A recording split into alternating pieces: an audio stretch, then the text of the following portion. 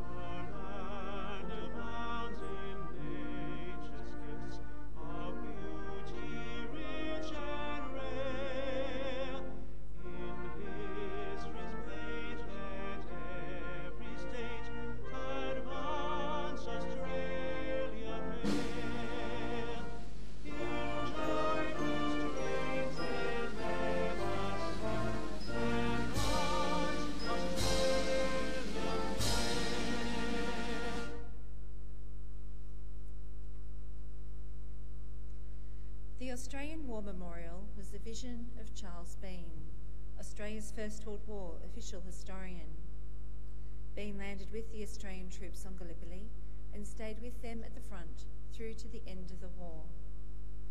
The idea of this national memorial and museum came to him at Pozières, France, in the depths of the bloody fighting of 1916. Bean's idea was that this would be a place where families and friends could mourn loved ones buried in faraway places.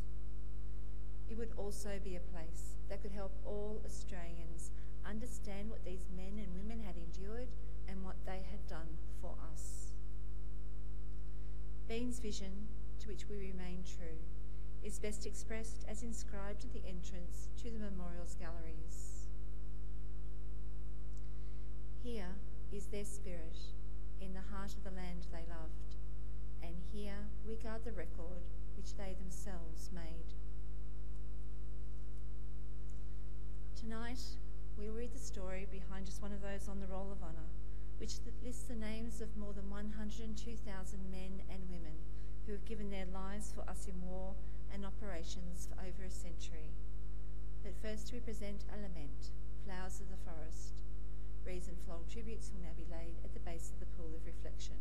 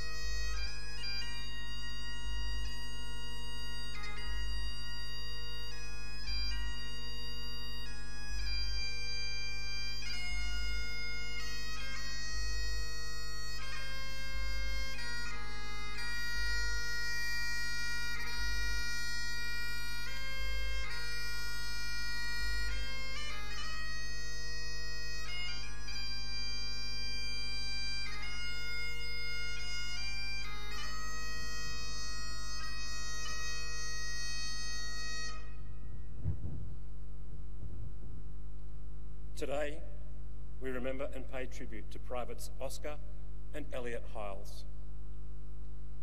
Oscar Hyles was born in 1889 at the family home Wood Glen near Adamidimi, New South Wales, the first of 7 children born to Oscar and Clara Hyles. Though there was 8 years between them, Oscar and his younger brother Elliot, who was born in 1897, were very close. The brothers attended the local school, after which they went to work as farm labourers, growing to be tall and powerfully built men. By the time the First World War began, Oscar and Elliot were working on adjacent farming properties at Rhine Falls near Cooma. The brothers enlisted together in Goulburn on the 9th of August 1916. After initial training, they were allotted as reinforcements to the 55th Battalion, but were later transferred as reinforcements for the 60th Battalion. Oscar and Elliot left Sydney in early November aboard the troop ship Afric, bound for England. After several months of training, they were sent to France, where they joined the 60th Battalion in mid-April 1917. The following month, the 60th Battalion played a supporting role during the Second Battle of Bullecourt, before moving to the Ypres salient. On the 26th of September, the battalion took part in the attack on Polygon Wood. The brothers were together when Elliot was hit in the arm. He was in good spirits as he set out for the aid station. Oscar was standing next to his wounded brother when a German shell landed nearby. The resulting explosion killed Elliot outright. He was 20 years old. Elliot's body was later seen by some of his comrades on the side of a road near the Anzac House pillbox, and he was buried near Zillebeke. After the war, his remains could not be identified, and his name was added to the Meningate Memorial to the Missing. Oscar was devastated by his brother's death and was sent to a rest camp for 10 days in early October, but this did little to alleviate the pain of his brother's loss.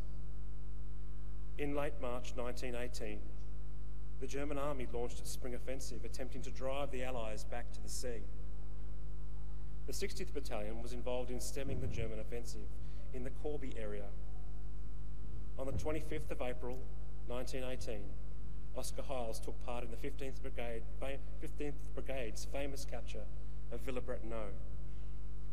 The following day, Oscar and another man in his Lewis gun team were resting in a dugout in a reserve trench forward of Villebretonneau when a German artillery bombardment began. A shell hit the dugout, killing Oscar and his comrade immediately. Oscar Hyles was 29 years old. He was buried near where he was killed, but after the war his remains were exhumed and reinterred in Crucifix Corner Cemetery. The names of Oscar and Elliot Hyles appear on the Roll of Honour on my right, among more than 60,000 Australians who died while serving in the First World War. A photograph of both of them is displayed beside the pool of reflection. You will see Private Elliot Hyles on the left and Private Oscar Hyles on the right. This is but one of the many stories of service and sacrifice told here at the Australian War Memorial. We now remember Privates Oscar and Elliot Hyles, who gave their lives for us, for our freedoms, and in the hope of a better world.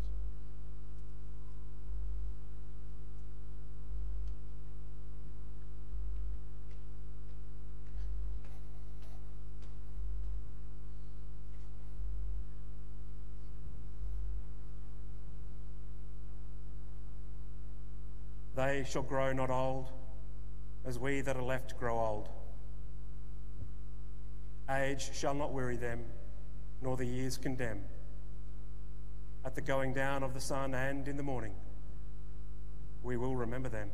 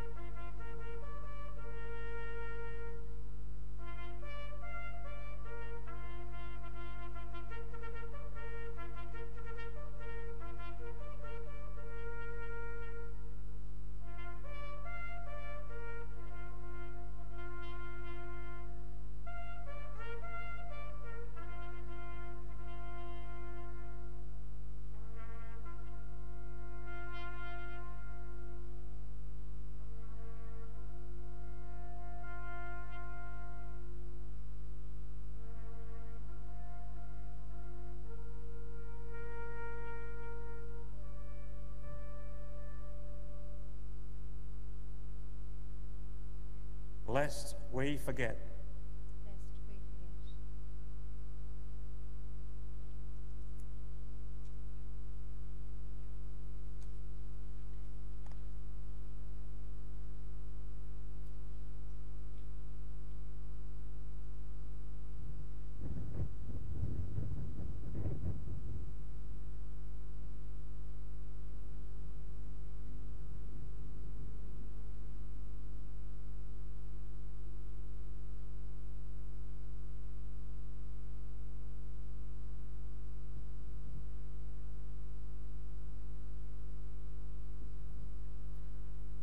We leave you this evening with the words of the memorial's founder, Charles Bean. Many a man, lying out there at Pozières or in the low scrub at Gallipoli, with his poor tired senses barely working through the fever of his brain, has thought in his last moments, well, it's over, but in Australia they will be proud of this. Ladies and gentlemen, that concludes this evening's last post ceremony. We would like to thank you for visiting the Australian War Memorial today, and we wish you all a very good evening.